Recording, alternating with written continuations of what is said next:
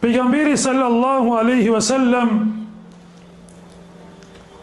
na ka tërhekur vrejtën duke thënë që dynjaja, kjo dynja është burg për besimtarin dhe xhennet për jo besimtarin.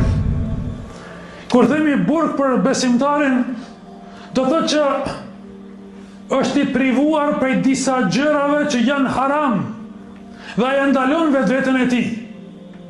Dhe kjo mund të konsiderohet si një farë lloj burgimi, sepse e stopon dhe e privon veten prej disa gjërave që ka ndaluar Allahu subhanahu wa taala. Kurse për jo besimtarin është sikurse xheneti, vepron çka don pa asnjë të ndaluar.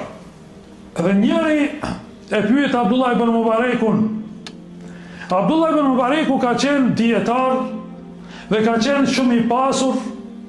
Dhe vjen një qifut dhe e pyet, një qifut i varfër, i vuajtur, dhe e pyet Abdullah ibn Mubarekun, i cili ka qenë i hipur me një kal të bukur, dhe i thot: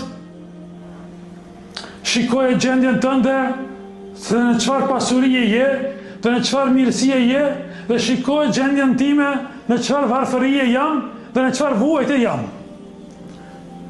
E si është e mundur që i dërguari juaj ka thënë që kjo dynja është burg dhe qeli për besimtarin, e xhennet për jo besimtarin.